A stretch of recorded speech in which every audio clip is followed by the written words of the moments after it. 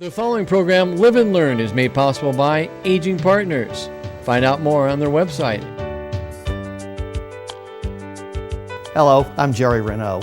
Today on Live and Learn, we have a couple of guests who are going to talk to you about the new Aging Partners Fitness Center. Aging Partners Program Coordinator Sandy Lutz will be here to talk about how it all came about, and then we're going to bring in Tracy Foreman, and she and I are going to show you some very simple basic stretches that can help you get ready for the spring and summer. You don't want to miss it. Hi everybody, I'm Kim Hachia. On today's segment of Live and Learn, we're going to be talking about the importance of reading to children from birth to age 5. Stay with us, you won't want to miss this fun program. Welcome to Live and Learn. I'm Kristen Stows, and the traveling season is upon us. When you think about your own vacation plans, do you look past our very own state? Please stay tuned as I welcome Aaron Worth from the Nebraska Tourism Commission, who will tell us why this little book could be your passport to fun. Hi, I'm Lita Powell Drake, and today we're going to talk with the sports writers, the husband and wife team, Ken and Riley Jane Hamilton, about all the wonderful sports that have happened here in our Nebraska area. Please stay with us. This and more on today's Live and Learn. Welcome to Live and Learn.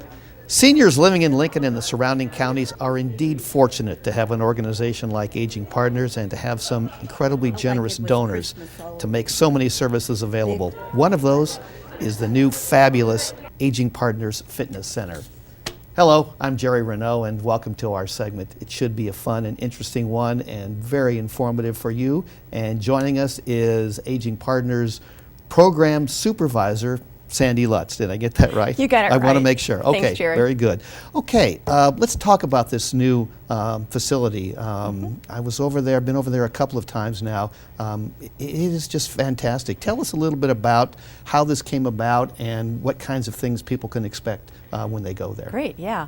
Our fitness center has had several homes. Originally it was at our downtown senior center on O Street, then it moved to the old police department at 233 South 9th Street, or South 10th Street. And then because there's going to be other uses, I guess, of that building, we were asked to find a new home.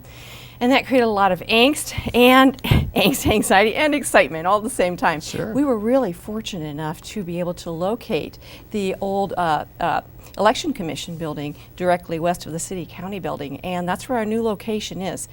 The Building Commission was fantastic. They allowed us to do some renovations, some wall changes in the building, and as a result, we have large open spaces, we have windows, and we have participants that are just overjoyed with what we have there.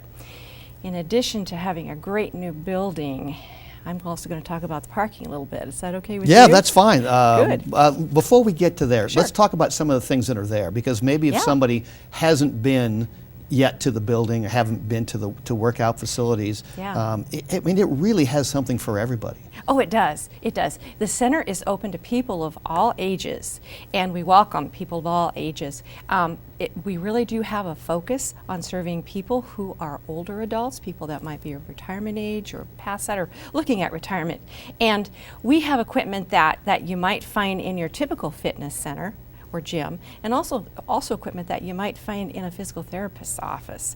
And I'm just gonna, I brought a little list here. Oh, that's I fine. didn't That's great. Forget a few things. We were able to get several pieces of new equipment thanks to a gift from the Schmieding Foundation. It was a sizable gift. And as a result, we were able to purchase 4 new step machines, which are that's equipment that you often find in a physical therapist's office. Right. Those People are nice. love those. Yeah, they're great and they're easy to use. We have 2 different kinds of elliptical machines. We have treadmills. We have ball racks, the fancy weights that you kind of click. Yes. Those cool ones. We Right. have those, a new set of those. We have a stretching station that it honestly looks like something from a medieval castle. It does. We're going to see a little bit about Cool. that later. Good. Tracy Yeah. Foreman and I are going to go through a few stretching exercises for some folks a little bit later in our segment here. So yeah, they'll get a chance to see that. It does. It looks like it's from outer space. It does, but it's fantastic and it's so compact and you can do a lot of different things on it. It's a great option that we have. We have cardio center with different cardio pieces of equipment, leg press, and a variety of other pieces of equipment. But what's fantastic too, like I said, is that we have a lot of new equipment. What's really fantastic about the center is that, well, you know, Lincoln is blessed. We have many different great fitness centers here, Oh, yes. here in Lincoln. We're really fortunate.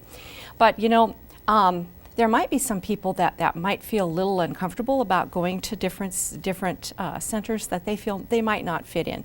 What's nice about this center is that, like I said earlier, we do focus on helping people meet their fitness goals who are older adults. Yeah, and you have people there that will help you out, right? Exactly. Yes, we have a trainer who's there a couple times a week, and by appointment. I'm Right. sorry. And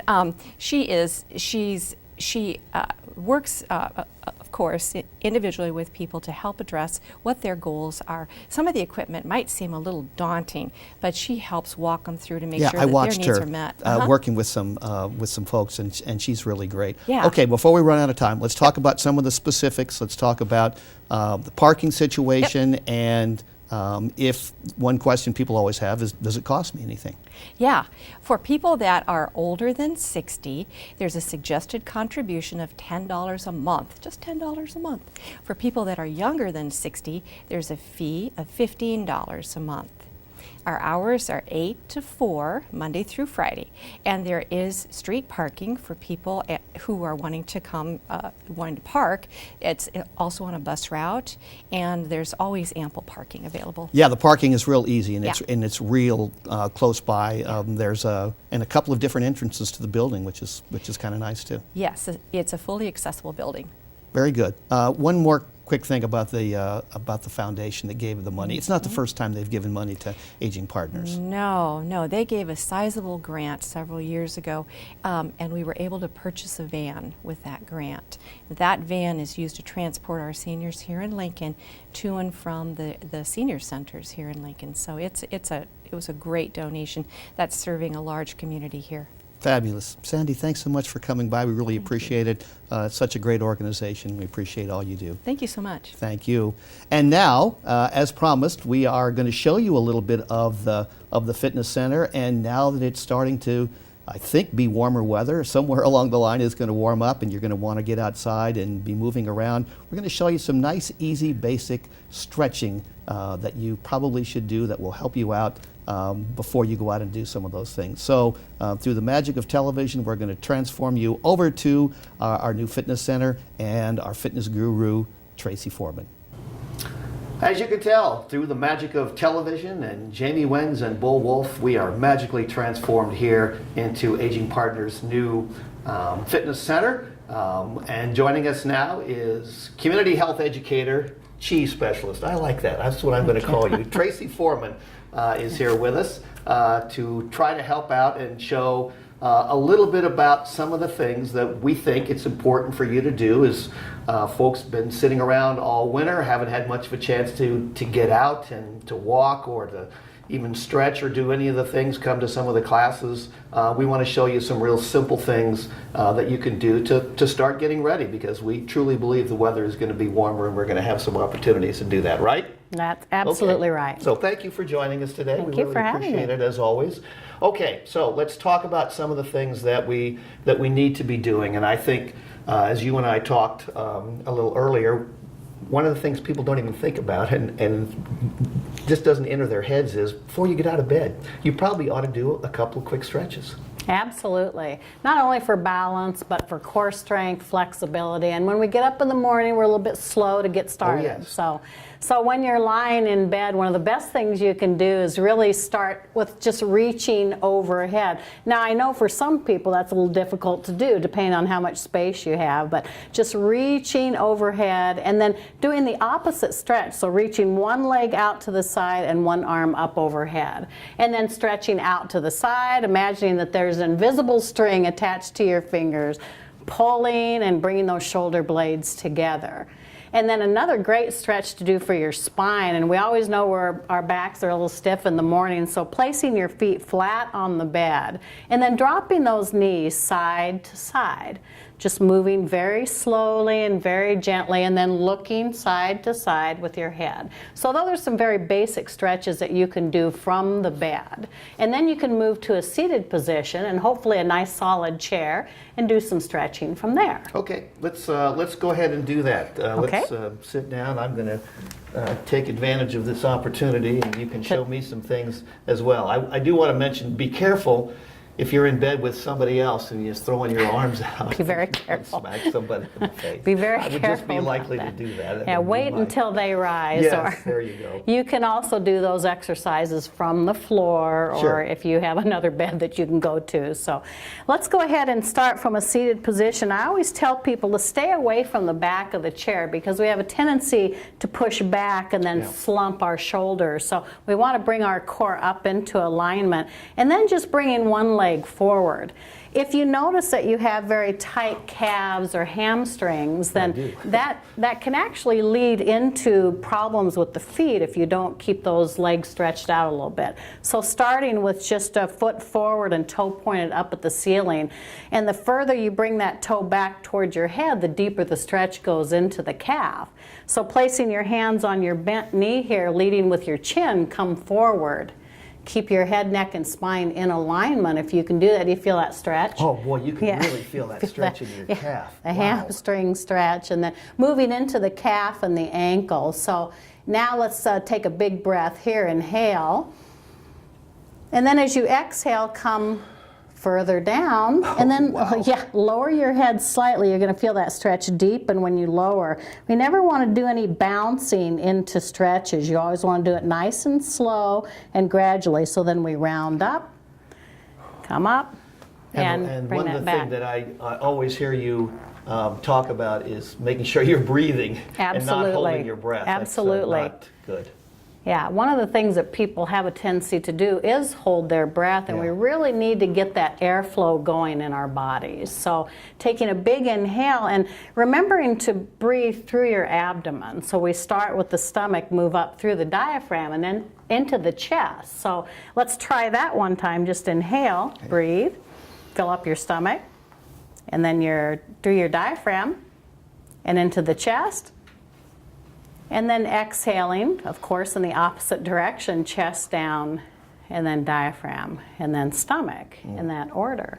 Let's stretch out our other side so we're even, and so we don't walk funny after this. So placing your hands on your bent knee, just come forward, leading with your chin. Right here, stretch until you come to your maximum stretch. And then inhale.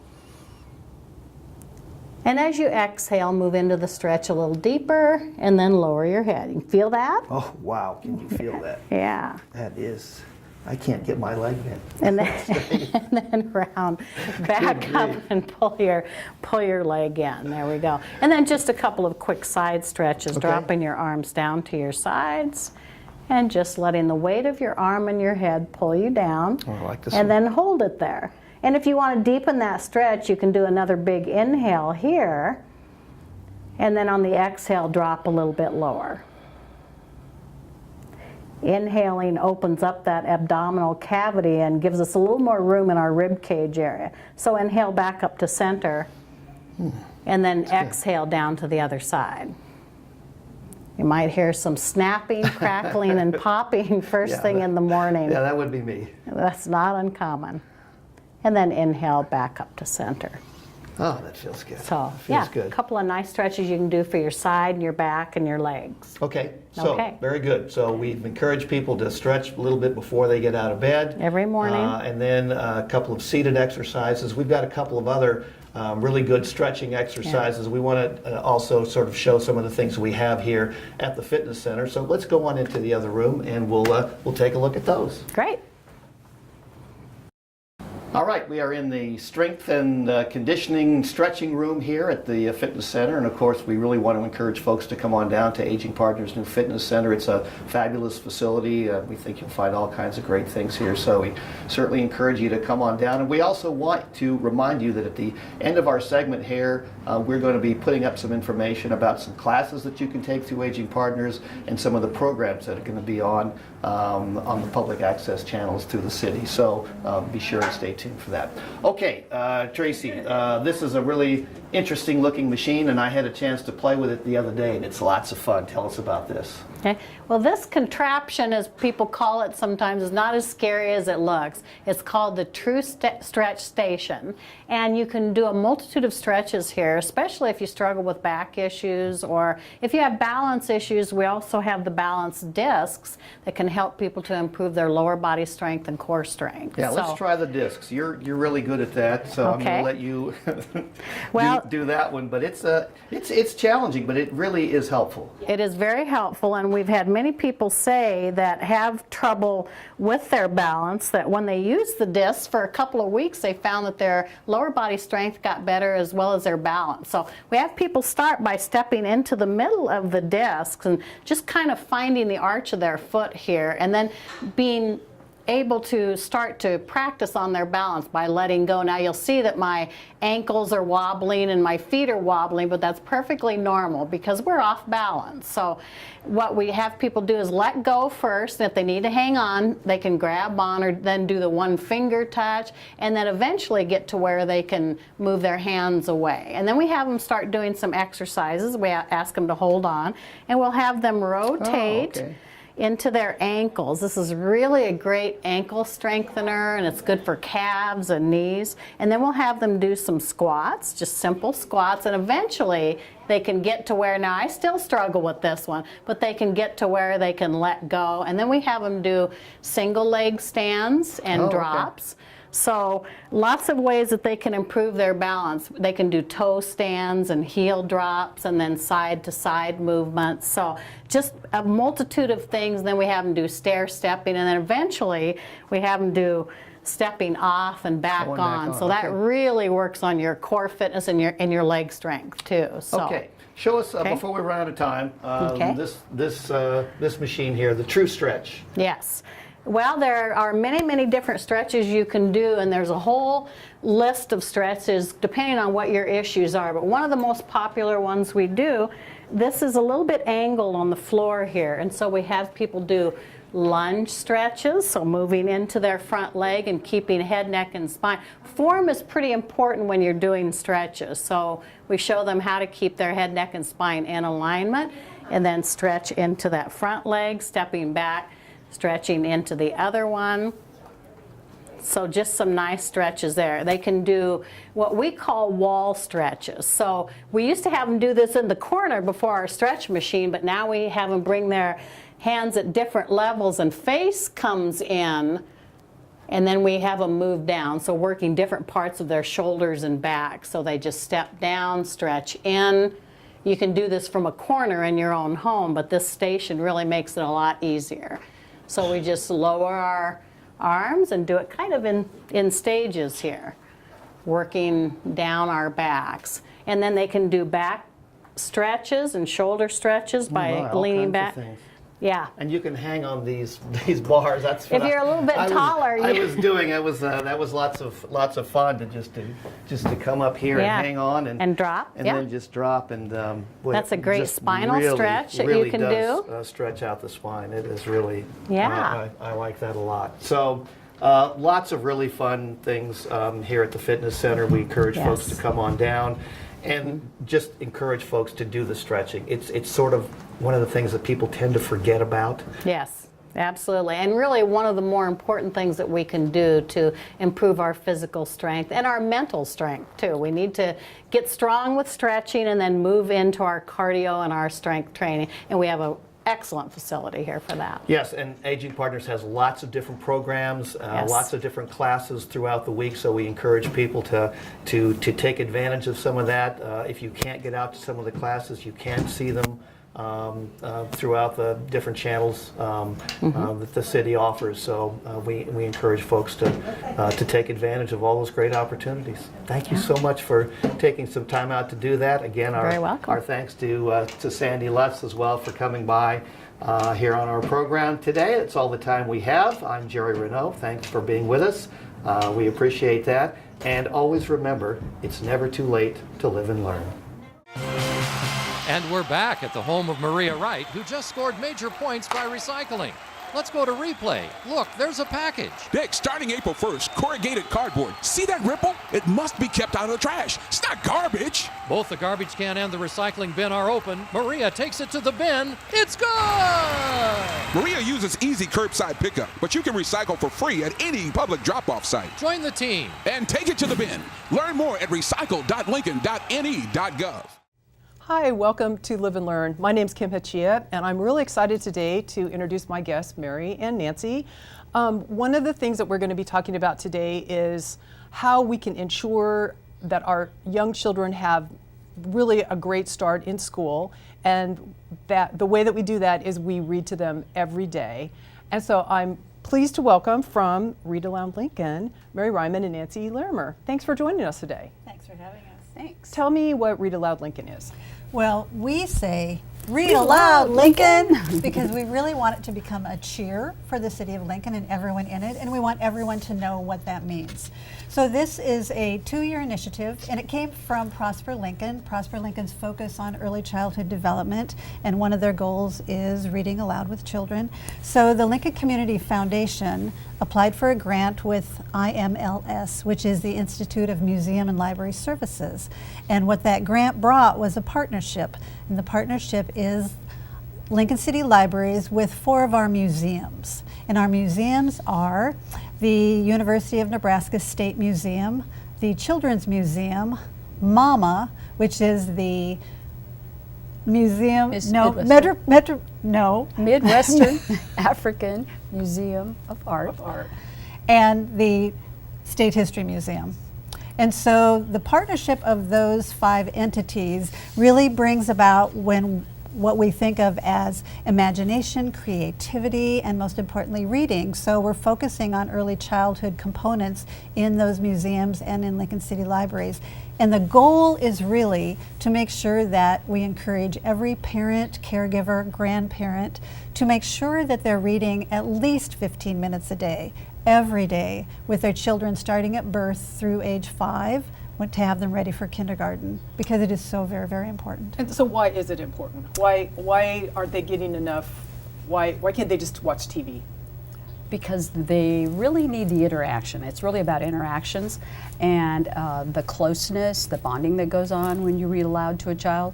And it's something that needs to start really, really early. You can't hand your cell phone to your baby, to your 6-month-old, or probably it's not going to be very effective. We know that parents are their first and most important caregivers. They are their first teacher. So we know that we really have to reach out to parents and convince them and show them why it's so important that you start right away at birth.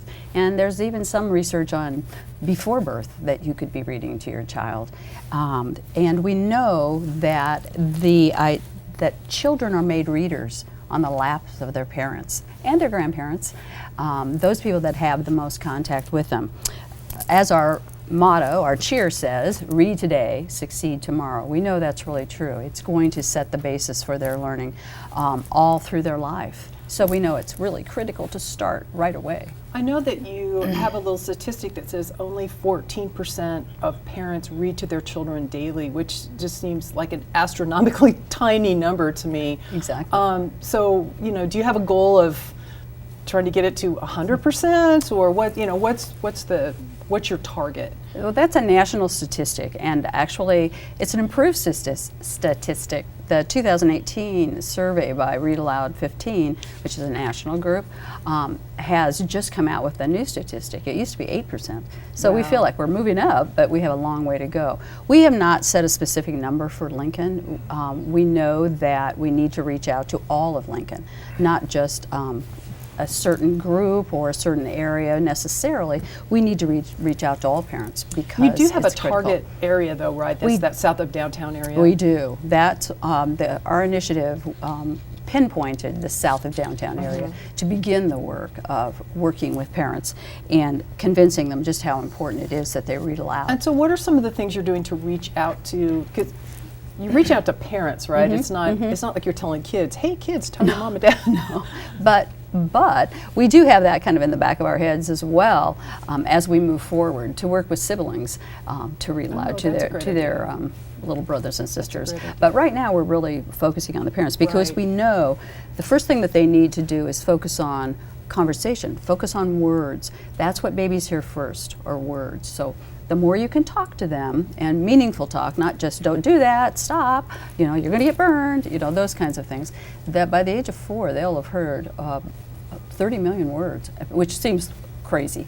But we also know that children develop, their brains develop so quickly that we need to really capture their love of reading by the age of 3. So we really need to start early, and the earlier the better. Birth. So are there specific conversations or books that parents should be targeting or looking at, or is it just any conversation? You talked a little bit about, you know, they need to learn more than just know, but you know, what's a helpful thing? Right. You know, there really are no specific titles. You know, you might start with Pat the Bunny, which is a classic, which everyone has read, or it seems like everyone has, and that's been around since 1940. You might have Corduroy, and Corduroy's been around since 1968. And so everyone seems to have a favorite, but that's what we want. We want everyone to have a favorite memory, a favorite book from their childhood that they can continue to talk about, because really it's about reading. Reading is the best way to make that happen. A picture book like Corduroy has about 500 words in that book. That's expanding their vocabulary every time you read one of those books. But it's also, like Nancy said, it's really about, the important part is getting words into the heads of babies and children and having them hear words, and more words. And that might be talking in the car, talk to them while you're cooking, read the newspaper out loud with them, read the book that you're reading. It's really the bonding of being together. So there are fabulous children's books. There are fabulous board books for babies to have. But in reality, it's also just making sure that you're talking to them a lot, everywhere you go, walking down the street, talking about colors. There are many, many ways while you're having dinner together, everything, and talking to them. It's getting words.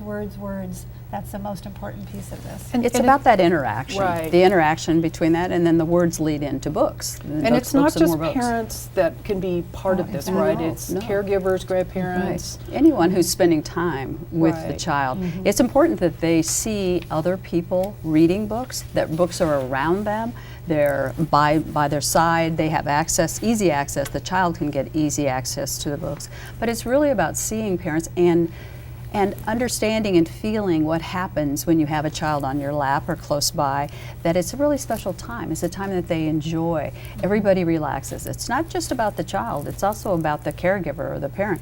They really relax and they become calmer, and that just becomes a really pleasurable time. And children remember that. Oh, I remember when my dad used to read Corduroy, or I remember Curious George, or whatever.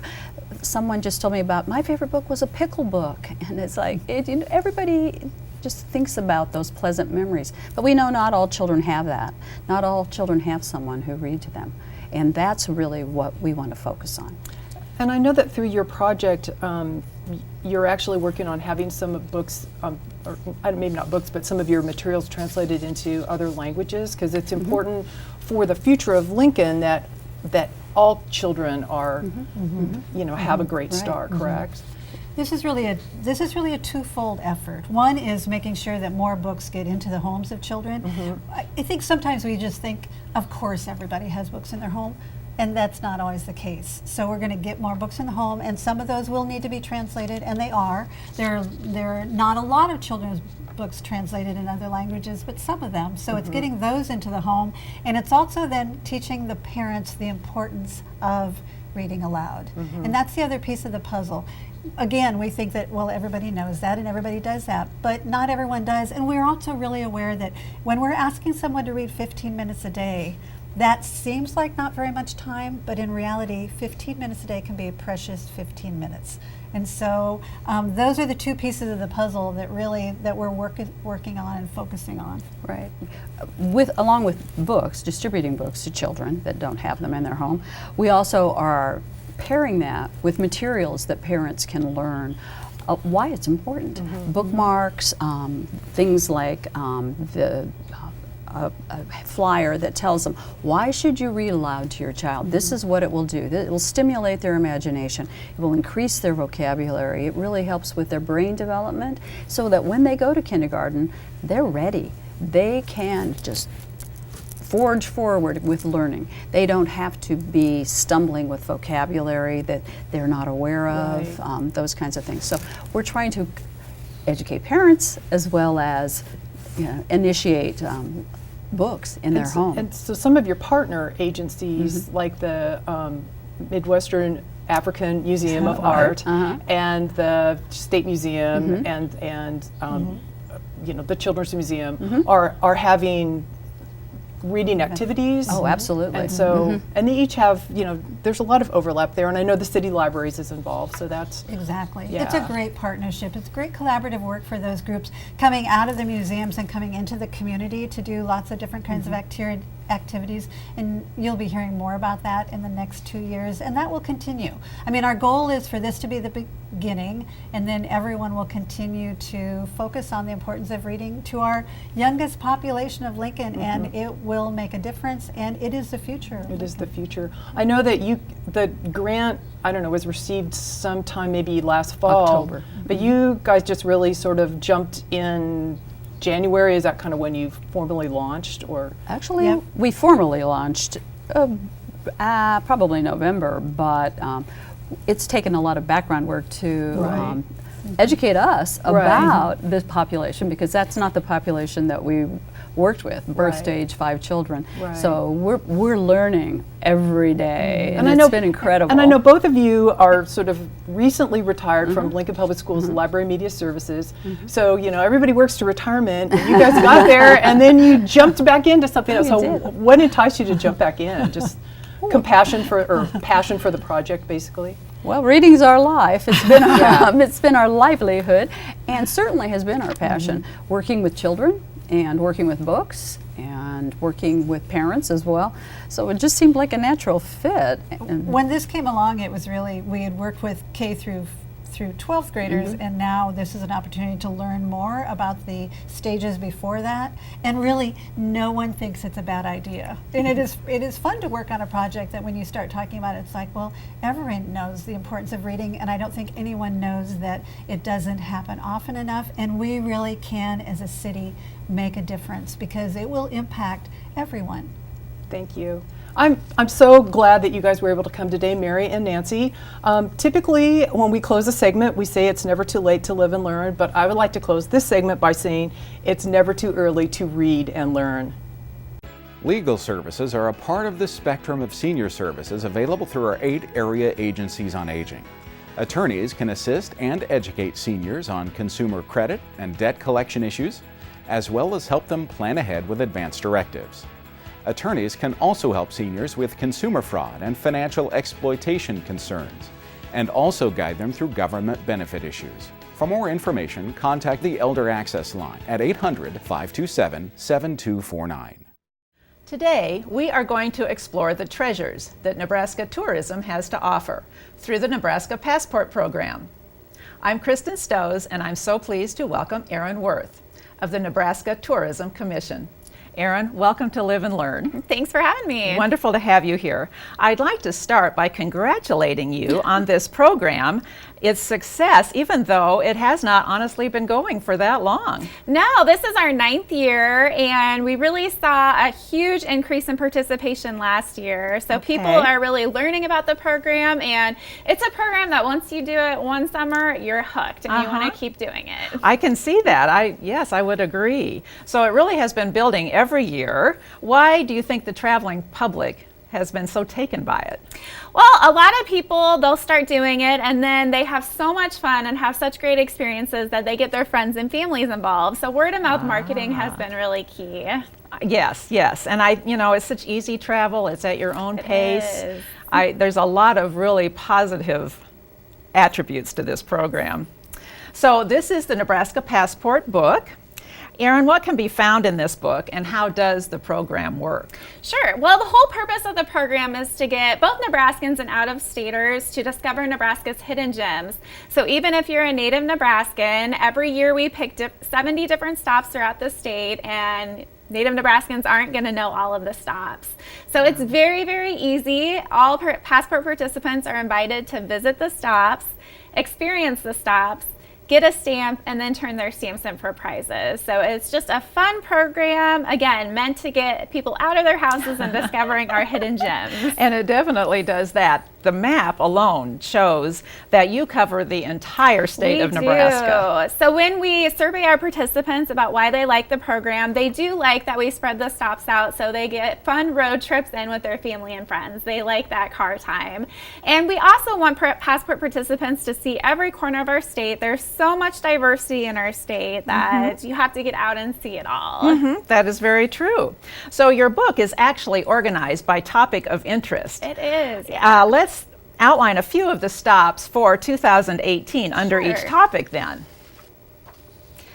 Our first picture is of Fontanelle Forest in Bellevue, and this is under the topic of animals. It is. So I think this will be a really fun category for families. All of the 8 stops are animal themed. Fontanelle Forest has a raptor recovery center. So people will see birds that have been helped, that were injured in the wild and are now recovering. Wonderful, wonderful. So the next section would be the arts section. Yes, this is a really fun section. So we always try to find unique places, unique types of art. So this is the Passageway Gallery in the Old Market, a beautiful gallery. We also have places like the Garden Gallery in Elkhorn where their art is made out of plants and flowers. Really? So yeah, we try to find those unique places. Very unique, yes, yes. An interesting topic, back in time, and we have a couple of pictures to show for that. Sure. So again, you know, we try to find unique ways to teach Nebraskans about Nebraska history. This is the High Plains Homestead in Crawford. It is a cowboy town, really out in the middle of nowhere, which is great. And they have wonderful cowboy cuisine and outdoor activities. Wow. And then we have a museum in Alliance. Yep, this is the Night Museum, so it has history about the Sandhills. Okay, wonderful. So then on to the Oregon Trail. What might travelers see as they travel the Oregon Trail? Yeah, this is a special category this year because it's the 175th anniversary of the Oregon Trail. So of course we need Chimney Rock on, and you know, a lot of Nebraskans have probably been there, but it's always fun to go back. Okay, that sounds perfect. The outdoors section includes a stop at Indian Cave State Park. Yes, a beautiful park, and our outdoors category every year is one of our most popular. You get to go out and discover Nebraska scenery. Absolutely. And of course, restaurants. We have to include restaurants. Yes, so our food categories are always super popular. So we have unique themed restaurants this year. This is Barnstormers in Norfolk. It's on their airport, and it's an aviation themed restaurant, so you can watch the planes coming and going. And that sounds very fun. Very fun. Shopping. Yep, this is, again, we try to find very unique boutiques. Okay. This is 1912 Emporium in Wayne. It has a lot of home decor, and all of our boutiques this year have very unique items that appeal to everyone. That sounds fun too. And our last category then would be wine and beer. Yes, so Nebraska is home to so many great wineries and breweries. Of course, we showcase them. This is Bottle Rocket in Seward, has fantastic beer, has a lot of fun events, and then their building is very historic too. So how many stops in total, Erin, did you say there were? There are 70. So 70 stops. Special adventures. Oh my gosh, that's amazing. So then as people travel to these stops, they actually get their passports stamped, just like you might internationally. Yeah. And there are prizes awarded. What are some of the prizes you're offering this year? Well, we get participation prizes. So if you get 10 stamps, you get a passport card decal to indicate you're a participant, and then lottery coupons, because Nebraska Lottery is a big sponsor of ours. 25 stamps, you get a Nebraska Tourism Calendar, which is a beautiful calendar. Oh, wonderful. 45 stamps, you get a booklet filled with Nebraska prints. We partnered with the Great Plains Ecotourism Coalition to give out their booklet. And then 70 stamps, you become a passport champion, and you get champion apparel. And I can tell you, the people who were champions last year, they wear their apparel so proudly. They love that prize. I'm going to watch for that. Yes. So what is the time frame then for obtaining the stamps and turning them in for prizes? It starts May 1st, and then you have through September 30th to get your stamps. So you have plenty of time to get out and experience the stops. Great, great. Is there a charge for the passports, and how can they be obtained? There's definitely no charge to participate, and there's no charge to get your stamp. And a lot of the passport stops actually do not charge a fee to experience the destination, so it is a very cost-effective program.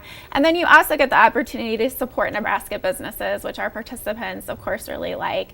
You can get your passport online on our website, nebraskapassport.com, and we will mail it to you. Or you can go on our website and see our list of stops, and they all have booklets. So you can go right to the stop and get your first stamp and get your booklets. Great, great. And you told me there's even a way to do all of this digitally through downloading an app. Talk a little bit about that. Definitely. So our app is pretty slick. You can download it both for iPhones and Androids in your app store. Just search for Nebraska Passport. And what it does, your phone detects if you're at a passport stop, and then you will just digitally be able to get a stamp. And not only that, the app comes with directions to all the passport stops, and lots of little features, like you get notifications if you're getting close to a passport stop. So we recommend that people use the booklet if they want to, and then also download the app. Okay, all right. So tell me, Erin, is there an application process for actually being a passport stop? And what is the criteria that you use in choosing your stops every year? Yeah, we do invite every Nebraska business to apply. Every year we get about 200 applications for our 70 spots. And what we look for, destination variety, because we want people to get a variety of adventures. We want them to experience everything Nebraska has to offer. And then geographical diversity, we do want to spread the stops out. And then, of course, we look for places that offer exceptional visitor experiences and customer service. Okay, all right. I'm assuming these stops kind of have to be ready for an influx of visitors. They do, yeah. Yeah, sometimes they're very surprised at how many visitors. Of course, they're thrilled when they start getting all the visitors, but yes. Well, that's wonderful. So what have been just a few of the stops that have been favorites of the past? Last year, one of our number one fan favorite was the UNL Dairy Store on Lincoln's East Campus. A lot of Lincolnites didn't even know that it was there. Really? So it was great to get the Lincoln people there. And they're actually on the passport again this year. Sometimes we will repeat fan favorites. So for Lincoln people, you can go there and get your passport and get your first stamp. Baker's Chocolates in Greenwood was also very popular. So, you get free samples of Baker's Chocolates. Can't go wrong with that. And everyone who does the passport has their own favorite. So out of the stops last year, everyone. Okay, all right. Have you actually had participants that have been able to visit all the stops? Oh, yes. So last year, and this even surprised me, we had 469 people make it to all the stops. Oh, my God. And they were Nebraskans, but we also had out-of-staters. We had people from Arizona and Kansas and Iowa. So we have a lot of people coming in and just seeing how much fun Nebraska is. So it's a wonderful way to introduce Nebraska to out-of-staters as well. That's perfect. Well, I know every year you have interesting stories from the travelers, and we have 3 to highlight. So we will start with the first picture, and you can tell us about this. Yeah, this is Debbie Ortega, and she is from Lincoln. So she said, a fun afternoon with our grandkids at Fort Robinson State Park. There is something there for everyone. Horseback trail rides for the older ones, and an informative wagon ride around the fort with Grandma and Grandpa for the little guys. So we have a lot of grandparents that do the program with their grandkids, and they just have a ball. And this is a perfect way to interact with your grandchildren and have that experience. Yes. All right. What is this story about? This is one of our passport champions, Jodine Mann from Omaha. So she said, our road trip through Nebraska to complete all our stops in this year's passport gave me a whole new appreciation for our state. From the scenic views to the small town shops to the smiles of all the people I met, the personal rewards will be cherished for years to come. I plan to revisit many of these stops in the days ahead. Thank you, Nebraska, for a wonderful, rewarding program. There you go, and they look like they're having a very good time. Yes, Okay, our third story then. This is Kathleen and Hilbert Joes from Wayne. This was their 6th year doing the Nebraska Passport. some of their favorites, they loved going to Chapman Swiss Coffee House in Kearney. They loved Rustic and Red and Cozad because it was a unique building. And this is when they went to Crane Trust Nature Center in Wood River. And this was actually their 54th wedding anniversary, and they got their 80th stamp on their wedding anniversary. Oh, perfect. And they got treated like royalty there. I bet they did. That is fabulous. Thank you for sharing those stories, and thank you to all the participants for letting us share their stories. I just think this is such an excellent program, the way it has been laid out. You include so much information. It makes it very easy for the traveler. Oh, definitely. Yes, it's a very easy, convenient program. Yes, yes. So if you go online, you can pull up all kinds of information. And is there a way to pull up past stops from other years if someone's just going to be in an area of Nebraska, just to find out what there is in that area? Yeah, definitely. On our website, we do list all of our past stops, and we definitely encourage people to go to them. Good, good. Well, Erin, we're putting up your contact information one more time, and we would love to just hear your parting words on traveling the state of Nebraska. People just have a ball on this program. Like I mentioned, you just get addicted. So I definitely recommend everyone to check it out and try it out. And you never know what kind of adventures await you in this beautiful state. There you go. I think that's very true. Thank you for being here, Erin, and reminding us that we really don't have to break the piggy bank or travel very far to have a wonderful vacation. Yeah. It's right in our own backyard. Exactly. Thanks for being here, Erin. Thank you. And to all of you, please remember, it's never too late to live and learn about our beautiful state of Nebraska. Legal services are a part of the spectrum of senior services available through our 8 area agencies on aging. Attorneys can assist and educate seniors on consumer credit and debt collection issues, as well as help them plan ahead with advance directives. Attorneys can also help seniors with consumer fraud and financial exploitation concerns, and also guide them through government benefit issues. For more information, contact the Elder Access Line at 800-527-7249. Welcome to Live and Learn. I'm Lita Powell Drake, and today we're going to take you out to the ball game. Take me out to the ball game. Take me out to the crowd. Buy me some peanuts and Cracker Jacks. I don't care if I ever get back. Oh, well, root for the Cubbies. If they don't win, it's a shame. For it's 1, 2, 3 strikes, you're out at the old ball game. You said the Cubs. Well, of course. Yes. That's what you say. For those of us who grew up in Chicago, it's Cubbies. Riley Jane and Ken Hamilton, who have been at the Lincoln Journal-Star, now retired for 42 and 44 years. Yeah. That is an amazing history. It's a long stint. It's surprising we didn't get fired. But now you've retired from it. But the fact that you're a husband and wife team and both doing sports is really rather unusual and remarkable, isn't it? Tell us, how did this happen? How did it come We didn't about? run into it. We didn't run into any other couples, I don't think. We've had some people that were TV reporters and sports newspaper writers, but now 2 working together in the same office is pretty odd. Did it ever cause any trouble? No. You know, we met at the paper. As a matter of fact, when I first started working at the paper, he went and told his friends that they'd hired a woman, and they told him right away that he was going to marry me. I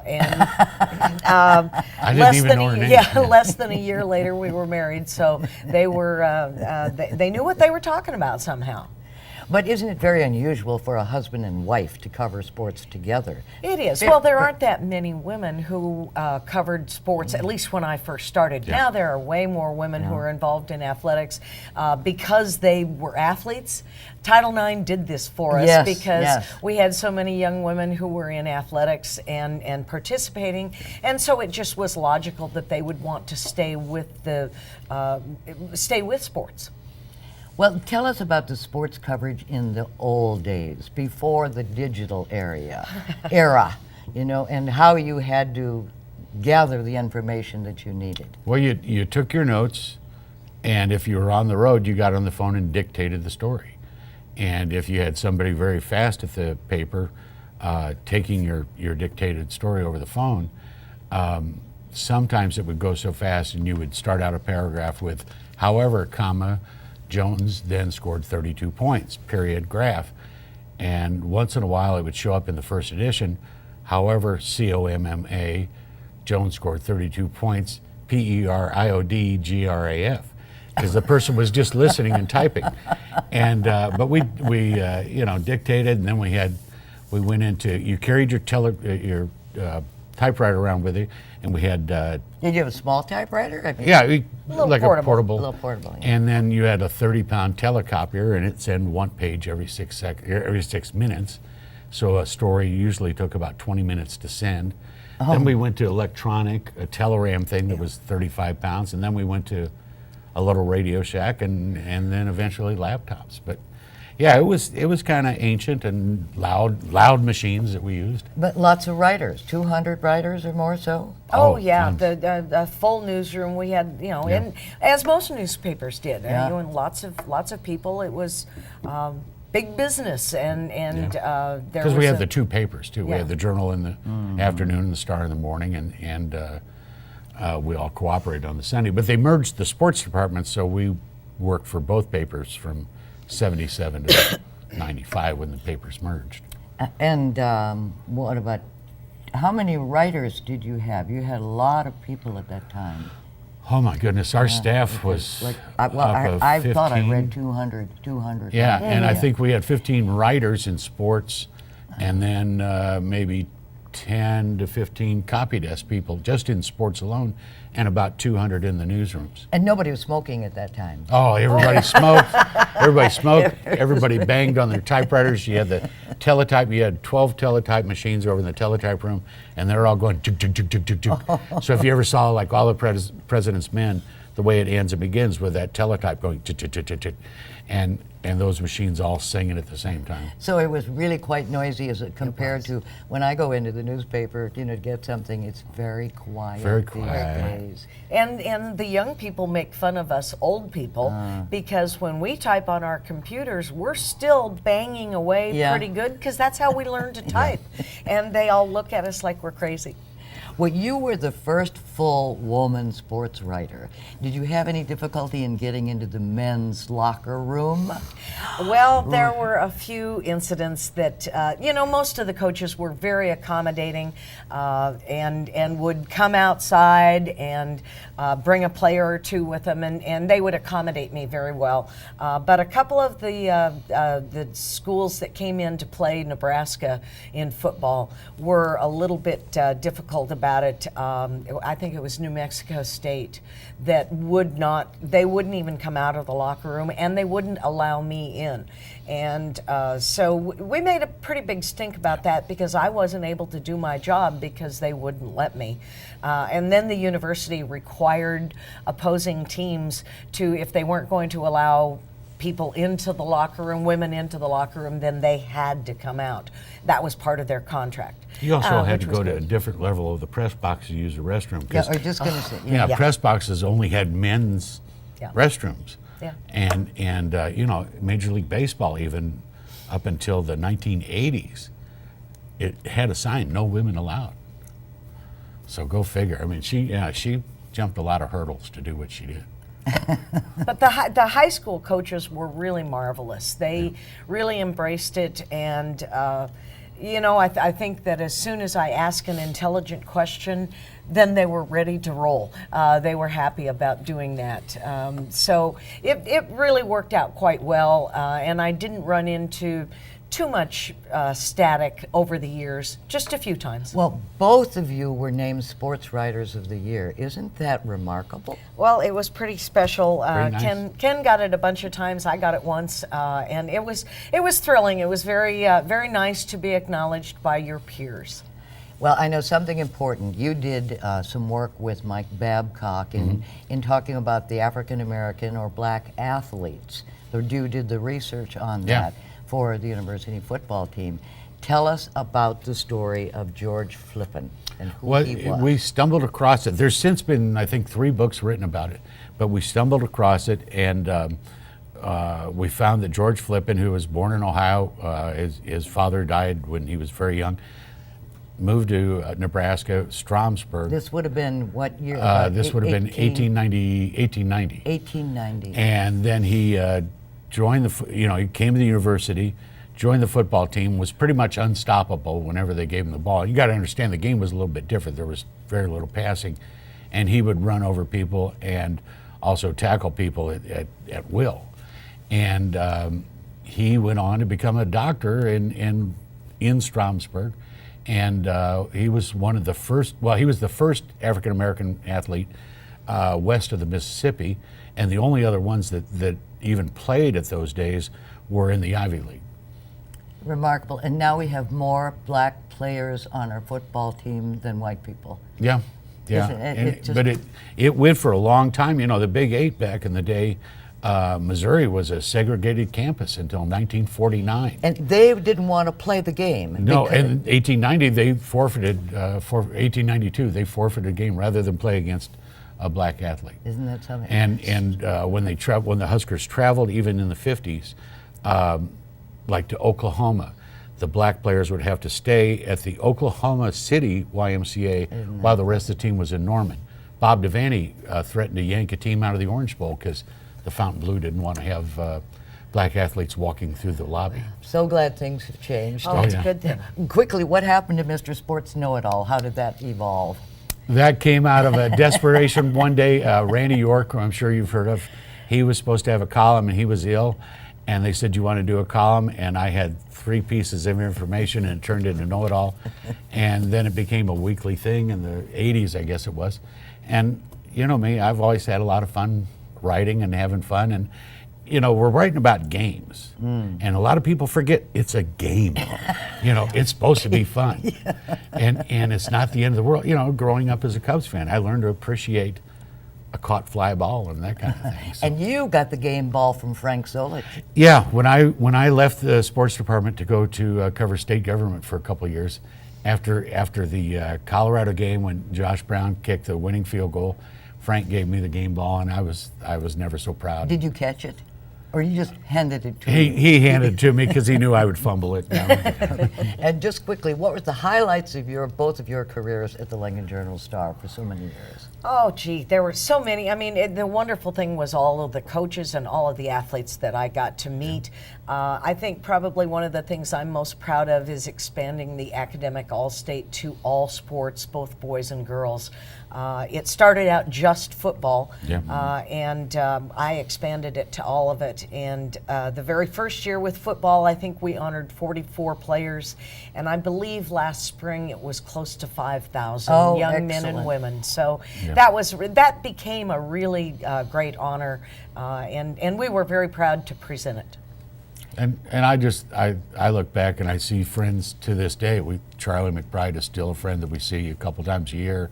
Tom Osborne's a good friend. It's nice to have built those relationships and to have traveled the world, actually, because the Huskers even played in Tokyo one year, and I covered. Did you get to go? Oh yeah, I was the writer to cover when K-State played Nebraska in Tokyo. And then you learned Japanese while you were there. I learned a little bit. Well, I learned on the tapes how to ask questions in Japanese. And the day before I left, Kurt McKeever, who was on the staff, said, "What are you going to do if they answer you?" I was like, darn, forgot that part. What was the highlight of the whole highlight of your lives? Meeting him.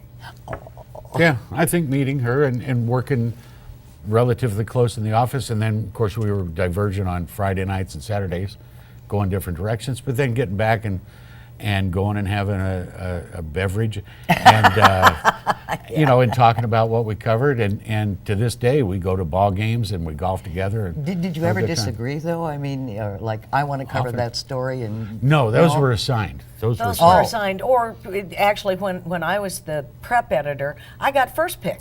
Yeah. And then he'd get the next pick, or actually Ron Powell would get the next pick. Yeah. But it kind of went that way. The Husker Beat, he had that one nailed down when he was the Husker Beat writer. So not a lot of arguments about who got what game. Occasionally there would be a grumble about who had to travel all the way to Kearney or Norfolk. But generally speaking, it was okay. Yeah. Out to Alliance. Well, you guys are okay, and we're so thank you. glad to Well, have thank you here on Live and Learn. And remember, it's never too late to learn more about the sports that are going on and the wonderful people who have created Riley Jane and Ken Hamilton. And stay with us. Thank you.